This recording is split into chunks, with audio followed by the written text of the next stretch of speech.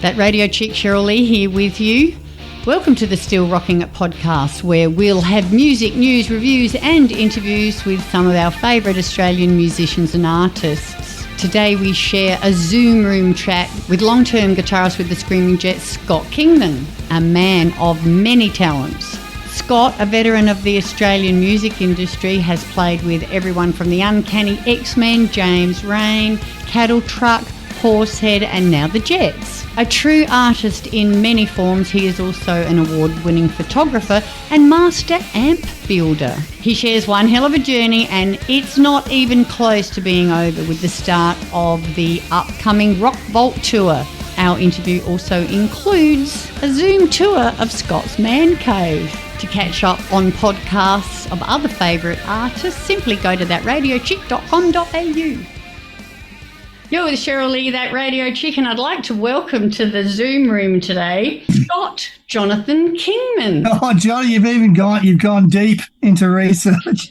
Yeah. Nice. After my beautiful father, of course. So Nice. I thought we might ask you about, go right back to the very beginning and ask you about, now I know you've got a couple of musical siblings. Are you from a musical family? Were mum and dad musical? Is it in your DNA? Not really. Look, mum and dad always listened to music, but that's kind of the extent of it, I guess. 4 sisters and a brother. One sister is a singer. My brother is a guitar player as well. He's a working muso. And, yeah, the rest of them are one's in primary education. The other one's in real estate, sort of stock and land. The other one's she got the Order of Australia last year for her work in assisting, homeless and certain functions to do with public, assistance. She's the oldest in the family. That's about it. Yeah, Tracy, my other sister, she's the singer. So, 3 of us are musical. The rest of us love music, but not working as such, Yeah. Where did you grow up? I'm a Victorian boy. I was born in Dandenong Hospital. So my dad's a chippy. He would buy a property, build a house for the family, and slowly but surely we would move further and further out as he would develop little 5-acre lots, and wait for the suburbs to come closer and closer and sell that and move out again. Dandenong areas and Hallam, Narre Warren. I got to the age of about 17 and realised the city was for me. I got a job, work experience at Allen's Music in Collins Street in the city and did 2 weeks there in year 11 and was promptly offered a job and I took it. I left school midway through HSC, just took off and picked up a guitar and the rest is kind of here I am. I was going to say, I know you've got some extra talents that may have come along later, but was there ever really a serious plan B for you, or once you picked up the guitar, that was it, your passion? Yeah, look, I probably should have had a plan B. I kind of retired at the age of 17 and became a musician. Not really. I always, as soon as I picked up the guitar and moved into the city, my brother was very active in bands in Melbourne, which really did give me a leg up as far as just meeting people and having access to working acts. And then, of course, working in a music store in the CBD, certainly at that time, that was, I'm talking, late 80s, 85, 86 was when I sort of started there, worked with Allen's for 18 years on and off. But it was a really active time. I guess the city was very much ground zero. So I would be on the musical instrument floor and people would just come through the door and it was a great networking kind of situation. So you got to meet so many great people and look at really the plan B thing didn't exist. I've got to say, as soon as I started working in bands, which was pretty early after that, I'm still doing that. It's funny. I went into production probably more so after my initial run of touring. So I put in about 15 years of touring. I was with an original band called Horsehead. And then when that sort of disbanded in 2000, I went pretty full on into the studio side of things. I was selling digital audio recording equipment with Allen's, guitars and other stuff, but generally high-tech recording gear. Yeah, so I set up a studio in 2000. I'd always had little bits of recording gear going on and off, and that's how we would write. And it turned into a bit of a business when the touring stopped with Horsehead in 2000. And then in 2005 is when I did an album for the Jets as engineer-producer. At the end of that, they asked me to do 2 gigs and been 17, nearly 18 years later. So, yeah, it's a crazy old ride, but that's the short of it, I guess, yeah. So there was a band before Horsehead, was there, called Cattletruck? I did some touring with Cattletruck. They were quite an established act when I jumped in towards the back end of those guys. Even prior to that, I did some work with the Uncanny X-Men, which is really where I met Maxie War, the drummer, who then we went on to do Horsehead. And that was my first sort of real, I guess, major touring act. Again, that was through my brother who was working with them. And then he took off from the X-Men to go and work with James Reyne. And so I got the X-Men gig and filled in for him for a couple of years. And then I started recording James and did 7 albums for James and touring with him. And, you know, it all connects. It's all a little bit incestuous. No doubt. And look, you know, I'm more than mindful of the fact that my brother really did some hard yards to sort of open that door for me, and I'm forever grateful for him for that. And look, even still now, he's a great resource and keeps an eye out for me and so on. Is he your big brother? He's my big brother. He's the eldest in the family. He's the flagship of the family. Yeah, that's right. So there's 2 girls between me and him, and then there's 2 girls below me. So I'm kind of smack in the middle. The middle child. Yeah. I was just left to my own devices. They didn't care what I was up to. By the time they'd had me, it was whatever. So, it was pretty cool. I know. I've got 5. I totally get that. My middle one thinks she's completely neglected. I wasn't complaining. I was kind of just left to my own devices to entertain myself, of which I promptly did. You know? Well, you did a good job. Good thinking about getting the job at Allen's. Well done. Yeah, well, once again, that was through my brother. He'd been working at Brash's since, you know, I think he was 16 working at Brash's in Dandenong, and that then led into the city. And when I was looking for something to do for work experience at work, he suggested maybe you should come in and check out Allen's in the city. And 2 weeks there, they offered me a gig. I was gone. It was all over. I said to Mum, I'm just going to go and stay in the city for the weekend. And she knew I was never coming back. Never came back. Never did come back, so good times. You are listening to Still Rocking It, the podcast with Cheryl Lee. We'll be back to speak some more shortly with Scott Jonathan Kingman. We're going to talk about how he became a screaming jet and also about his passion for photography. But first, let's hear a Horsehead song, shall we? From the Goodbye Mothership album from 1999, Bounce Back.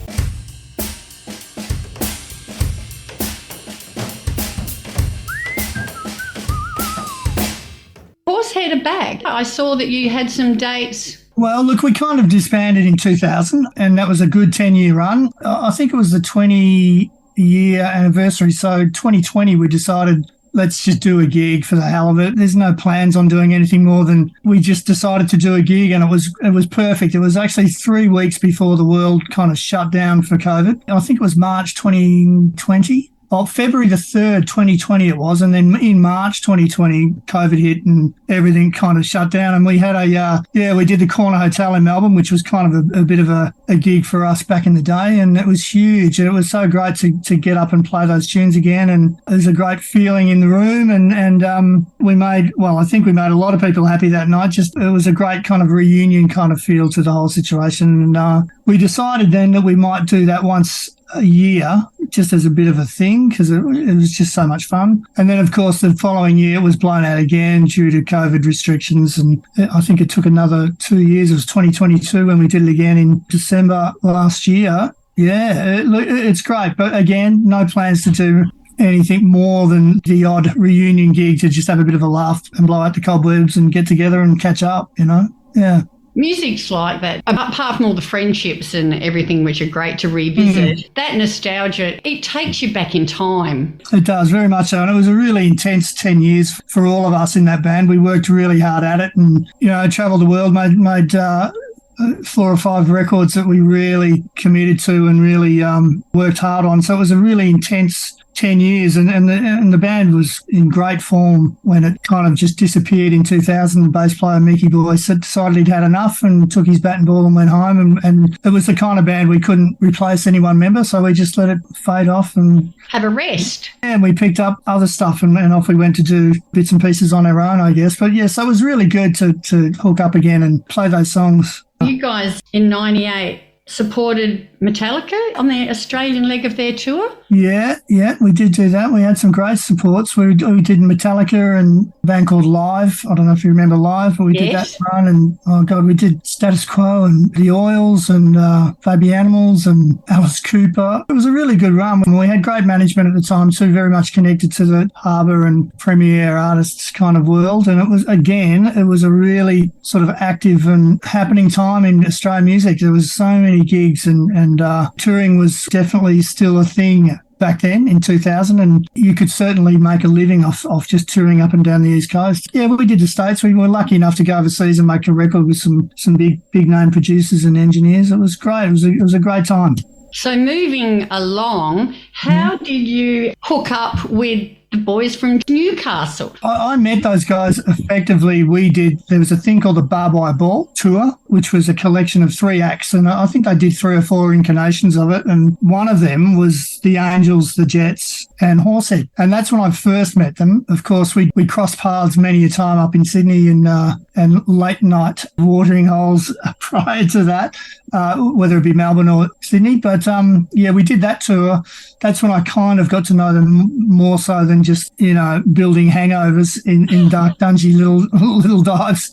Because of my engineering work at the time, I was doing a lot of stuff with a fella in Melbourne called Michael Letho. He was engaged by the Jets to do a few live recordings for them. Eventually, when they were talking about doing a studio album, Letho was double booked to do another job, and he asked me to fill in a 2-week period that was overlapping. So I would start the session, and then he would come in and finish the album. And I started the session, and I just stayed on, and we finished that record, and that was Do Ya, and that was back in 2005. So we recorded, I think, 32 tracks for that record. It was kind of a slightly meandering as far as deciding what would and what wouldn't get on the record, but it was a great time, and I really got to know them all very well during that process. And it was at the end of that Grant kind of parted ways.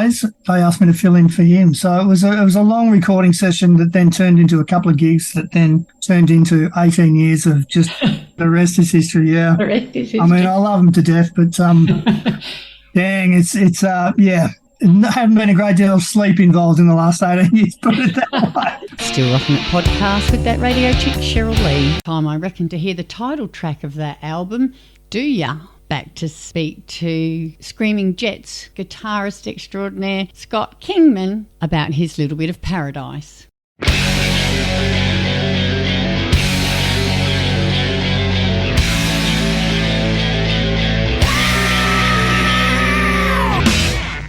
At least you've got your wonderful spot there where you can get away from it all and wind down and de-stress from it all. Yeah, I'm 4 hours out of town in Melbourne. It's a long way from anywhere where I live. But so we land in Melbourne after a weekend of debauchery, and I'll drive for 4 hours to get back to this place. But it's paradise here. It's East Gippsland. I live on the 90-mile beach. I've got some beautiful lakes that run for about 30 kilometres inland, and there's lots of wildlife. Very few people live around here, and it's a great way to kind of live the two crazy worlds on the weekend and then come back and recoup during the week and then head back out and be a bloody idiot again. So I love it. Yeah. Get onto the Facebook page, Scott Kingman's Facebook page. There's some beautiful photos that you've taken of your area, and we'll talk about your photography passion in a little minute. The last time I saw you, I think, was in Queensland at the Trifford. You were with Noiseworks and James Reyne. That's right, the Triple M garage sessions or whatever it was. Yeah, great vibe. Great gig. Love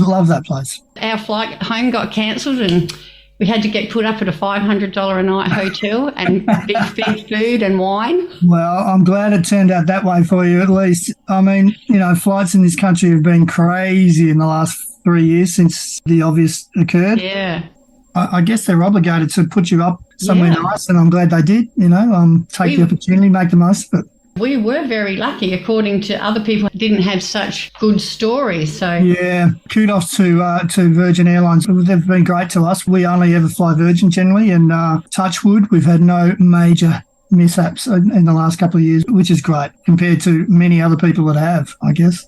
A professional musician for the last at least 30 years. Yeah. You've also always been a keen photographer. Tell us a little bit about your photography work, because you can purchase it and it's largely your area where you live. Yeah. Beautiful scenes, and also behind the scenes, behind the curtain rock photo. Yeah, look, it's kind of an extension for me. The whole photographic thing is very similar to the music thing for me. I guess it seems to tickle the same part of my brain, you know. But I started off photography in fashion. I did a lot of work overseas in fashion, and that ultimately is what bought me a lot of the gear, the kit, you know, all the big camera and the big lenses. And then moving down here, which we did about 8 years ago, I just fell in love with the place. And of course, the ultimate skill or test of skills within the photographic world is wildlife photography, birds in particular, anything that's moving quickly, you know, that it's a massive challenge, and I love a challenge. I'll take on anything that kind of looks to be difficult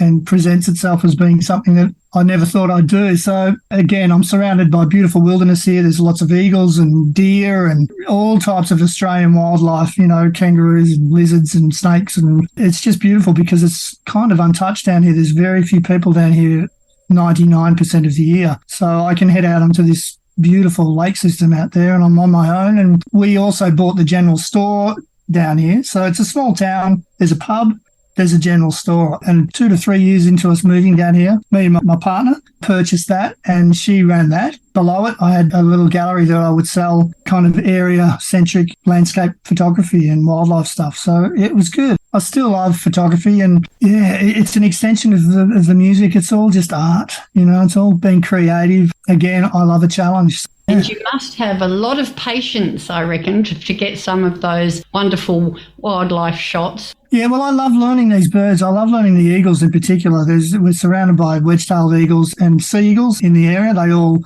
kind of nest around these waterways. I just find it an interesting kind of balanced juxtaposition almost to the touring and the crazy loud, super drinking, late night, loud volume rock and roll thing, of which I absolutely love. But the complete opposite during the week, which is, you know, I just jump in my boat and I find myself in complete silence. You can't hear a car or a plane or another person. You're just surrounded by nature and wildlife, and I kind of dig that balance of things. Yeah, it's like your yin and your yang. Yeah, kind of. It makes me want to get back to the crazy world, and then the crazy world makes me want to get back to the more subdued, quiet nature world. I don't know.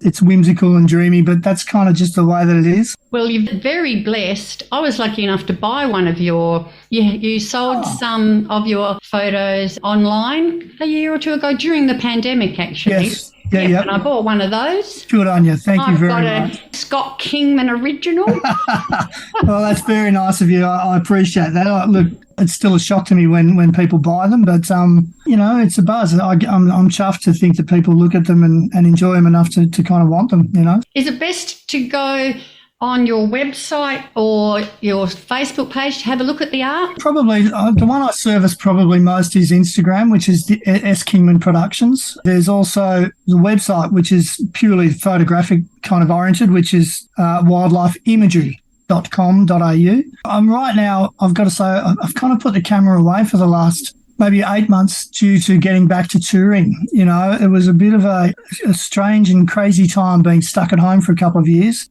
Not altogether enjoyable, of course, for me and for many other people within the industry and all industries, you know, not just the arts and music. I found that when I got back to it, it took me a while to really kickstart it. I kind of felt slightly not match fit, you know, after being touring for 30 years non-stop and then being forced to just take a couple of years off. I was always playing guitar at home, but the touring, you know, the 2-hour show is something that you generally take a run-up at and become kind of match fit to it. So I decided to just put the camera down and really focus in on the guitar whilst we get the band back up and running. In all honesty, I'm yet to kind of pick it back up again. I've got a bit of an overseas trip planned for May when we get to the back end of this tour we're about to start. And my plan is to pick the camera up, leave the guitar at home, take the camera around to some nice countries on the planet and reintroduce myself to it, you know? Yeah. That's the beauty, actually, of both of those instruments. You can put the guitar down for a week, a month, a year, a decade, pick it up and absolutely, away you go. Love it. And the same, really, with the camera as well. Yep. For me, it is very much so. That's right. I find I can kind of reconnect with them pretty pretty quickly. You never lose total touch, but yeah, certain things will always kind of take a little more focus than the other for me. It's a tough one to have them sitting in the same kind of spot in your mind. You are listening to Still Rocking It, the podcast with Cheryl Lee. We'll be back to speak more to long-term guitarist for the Screaming Jets, Scott Kingman, shortly, and we will find out whether his one true love is the guitar or the camera. Since he's spent quite a bit of time touring with James Reyne, I thought we'd have a James Reyne song, Motor's Too Fast.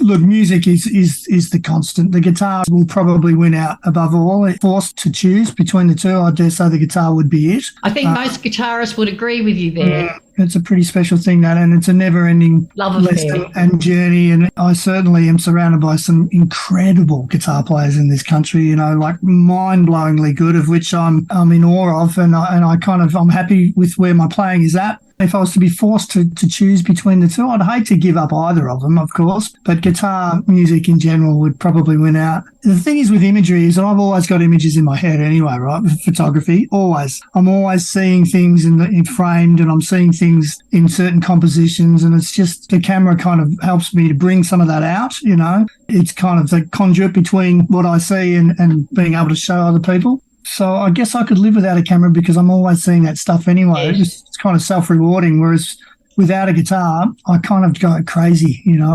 I feel really, I long for it when it's not around. So I think that would win out. Your one true love. You've got some sort of special camera, have you, that takes 360 photos? That's pretty specky. Yeah, I'm kind of a boffin, right? I love to just find little gadgets, and because I've done quite a bit of video work over the years as well for corporate and for other acts, and so I'm always looking for something to, you know, bend the norm a bit. And yeah, somebody gave me a little 360 camera for Christmas maybe 4 or 5 years ago. It's a little thing you just put onto your phone, and it creates this spherical kind of image, you know. And so yeah, it's not a GoPro. No. It's called a Insta360 is the company that actually made it, and it was a tiny little thing. It was a great gift. You know, it was my sister-in-law gave it to me, and plug it into your phone, and you could then sort of pan around and create all of these spherical little planets. And during lockdown, when we were talking about doing a clip for a series of songs that we were doing to just keep busy, I said I'd love to do one for Shivers, and so I bought a kind of an upgraded version of it, which I've still got. I sent it to everyone in the band. Of course, we were stuck in different states, so yeah, I posted it around to everyone and gave them strict instructions as to how to use it and to how to mount it on this little stand, and they did their 10-15 minutes and then sent it back to me, and then I'd send it to the next person, and we kind of compiled it by that. It's a cool little device. Yeah. I guess it's an extension of this VR stuff that's going on at the moment, you know, that you can put the goggles on and kind of be surrounded in inside worlds that you would never usually. But yeah. Also get some fabulous crowd shots from the rear of the stage with you guys in the foreground and the crowd, you know, going back to infinity. That is the GoPro. I pretty much film every gig we do just because it's what I do. And from that footage, you can then just grab snapshots. So, look, you know, we're blessed to be able to play some of these big gigs and to sort of let those images just disappear, that shits me. So I'm always one to be capturing, you know, I'm hounding our front of house guy to multi-track every gig, and I've always got a camera sitting somewhere or another to try and, you know, capture the vision of what we see up there, because I'm sure there will come a day when we're all wanting to look back on it, and then we'll have it, you know. So absolutely. And us as the punters, we love seeing that sort of eagle eye, because we're looking the complete opposite direction all the time. So we love it to see almost from your view. It's a beautiful view, it is, you know. So I'll capture it as much and as often as possible. At the Triffid, did you catch the lady throw a full glass of beer all over me? It'll be on a hard drive somewhere. Oh, bless her. She thought after a while that she should be in the front row and wasn't going to take no for an answer. Well, look, I guess if you need it in a court of law, I'll dig it up for you and you submit it as evidence. For a while, but she was soon taken care of. There you go.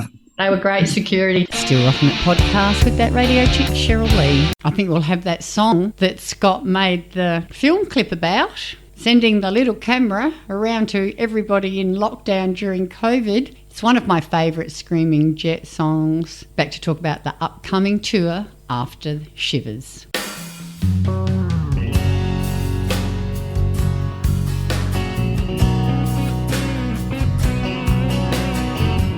We better move on to the national tour. Okay. The Screaming Jets. I do have one complaint, Scott. Yes. You did not get your people to speak to my people before you put these dates down. Right. But there's only one South Australian date. You're in our brand new Hindley Street Music Hall. I've heard that. So we normally do the Garth when we head over there, which of course is a fantastic gig, and I have no complaints there at all. But I did hear that there was talk of a different venue this time around. So have you been there? I'm very jealous. Oh. I haven't been to a gig there yet, and this would have been my first one, but you didn't check with me first, and I'm going to be in Paris. Oh, shite. These are good problems to have, right? Yeah. Bugger. I'm sure there'll be more. It's funny, the touring thing, it just gets handed to us, and this is where we'll be and this is what we'll be doing. And we're concentrating pretty heavily right now in the midst of another recording, more songs. Is that a scoop? Did you hear that first here? A new album? Well, I look at you. Look, you may have, although I think there's been snippets being kind of, leaked in some studio shots and things like that. But yeah, we're kind of halfway through a new album, which is coming up a treat. We head back up to Brisbane today week to bang another session out of 10 days. And then at the back of that, we head off onto the Vault Tour, which starts up in Brisbane. So yeah, it's off we go. Yeah. Pretty hectic tour. Get onto the Screaming Jets page, or I think I got this one from the Facebook page. It's got all the dates there. Queensland, New South Wales, Victoria, back to New South Wales, one South Australian date. Sorry about that. Dave's in South Australia. If anyone's worth whinging to, it'd be him in regards to that. But you might find a few others pop up at some point. I really don't know. At the moment, head down trying to write some new material. So you just do what you're told. Yeah. Go where they tell you. It's pretty hectic. Then to WA and then finishing up back in New South Wales in April. So that's pretty full on. 2 good, solid months. Yeah, well, that's the go. That's how we've always done it. Yeah. Really, once it starts, it's a good run, and then. And, of course, Dave is busy doing the other band. I think he's got some other dates coming up, and this is when I'm going to take off overseas for a month or two and reset again and leave the guitar at home for a bit, pick up the camera, try some new things, and then come back. And I'm pretty sure we've got a pretty busy back end of the year, which is hopefully going to be kind of revolving around this new record, or at least parts of that, I guess. Again, there are no dates, no details, but suffice to say that we're in it. We're working hard right now. So stay tuned. Stay tuned. Yeah, that's right. Looking at those dates, you guys, no slowing down, is there? I guess you got to do it. We love doing it. We love doing it. So until which point we don't, and I can't see that really raising its head. The travel's tough and all, but that reward when you get up on stage, that couple of hours up there is well worth any early morning or lugging our shit around airports. It's just kind of what we do, Yeah. It's almost therapy. If you don't do it, we all go a bit stir crazy after a while. So, yeah, it's great. Love it. I can't wait to see you when you're next in Adelaide after this one. I was hoping that when you are in town next, we might grab half an hour with you boys and do an interview for the telly if you've got time. Your people should talk to our people. I'd love to sit here and go, yeah, of course, absolutely, let's do that. But then, and then I'm liable to get myself in the shit. But we love to. I mean, look, we know you're a great supporter of all things Australian music, and we see you often, and it's a great thing, and we thank you for that. So my guess is that we'd be more than happy to be involved in whatever you're doing. It'd be great. I'll get my people onto it. Beautiful. There you go. You are listening to Still Rocking It, the podcast with Cheryl Lee. We're going to speak to Screaming Jets guitarist Scott Kingman after another of my favourite Jets songs. He's a very talented man. We're going to learn about another one of his passions/talents after Better.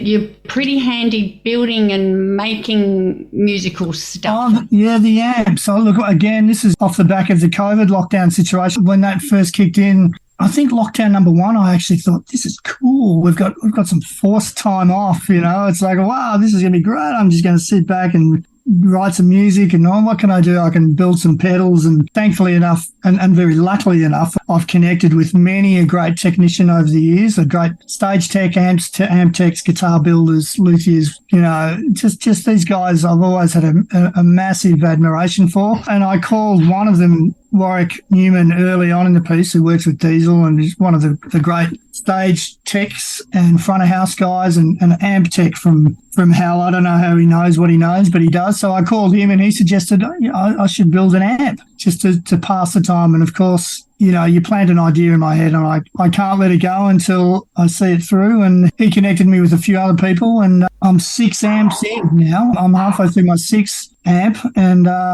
yeah, it's been amazing. I don't proclaim to know what these guys know, but I know enough now to have achieved some pretty cool builds. And I'm on the 100-watt Plexi Marshall, which is kind of the holy grail of Marshall amps. And it's taken me this long to take a run up to the big 100-watter. There's danger in there, So it's by no means a career move, and I can't imagine myself ever becoming a professional amp builder. I mean, these guys they've just got such incredible minds, technical minds, and I could not have done it without them answering my silly and relentless questions of all hours of the night and day. But yeah, look, the amp stuff, there's one of them sitting here. It's an 18-watt Plexi. I'm about to box that one up and send it to Queensland so we can do some recording with it later next week. There's a little Fender 5E3 Tweed Deluxe sitting just behind the laptop. That's a beautiful little Fender circuit. And I've got a couple of 50-watt Marshalls with modded up, a little more modern versions of the Marshall circuit. And then on the bench over here, out of sight,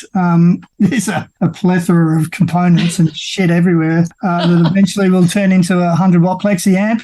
Who knows what will be next? I don't know, but it's an enjoyable and relaxing pastime, of which turns into silly volume and incredible guitar tones that is really rewarding. After a lot of hard work and study and learning and ordering a bit, I reckon the local post office is going to give me a plaque, a Lifetime Achievement Award. The amount of deliveries I've had here in the last couple of years is just ridiculous. Anyway, it's been great, and kudos to all of those boys, women who know these amps back to front, have always serviced them and helped us to sort of make stupidly loud rock and roll in this country for the last 30 years for me. So it's kind of a bit of a nod to those people, because I just think the world of our crew and those amp fellas. A band is as good as its crew, and I know many crew folk, and I love them all, and a big admiration for them. So yeah, it's dipping into their world a little bit. Yeah. I think it's amazing, very clever that you can put all those bits and pieces together and make something that works. Again, it's testament to the fact that I love a challenge, but more so the fact that they've really been very helpful and forthcoming with their knowledge to get me across the line on most of them, So, yeah, all good. You're multi-talented, that's for sure. Well, I guess I get bored easy, I've got I love to just create.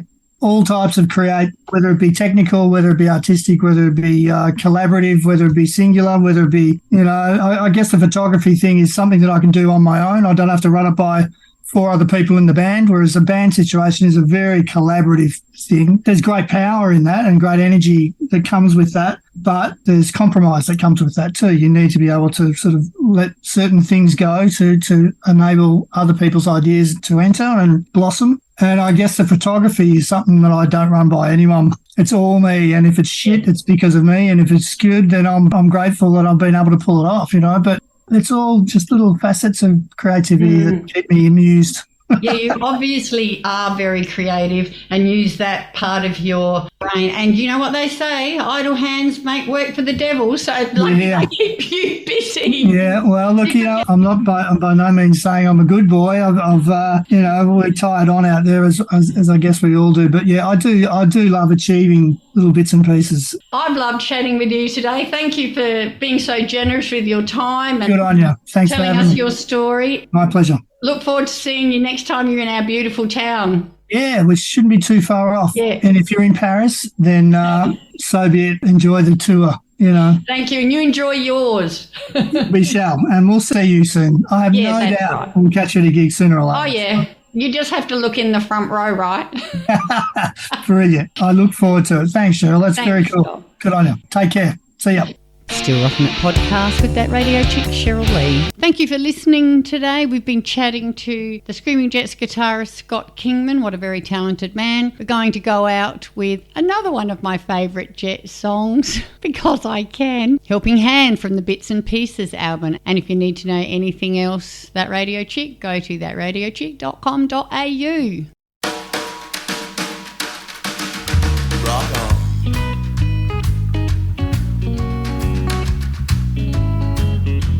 You're with Cheryl Lee, that radio chick.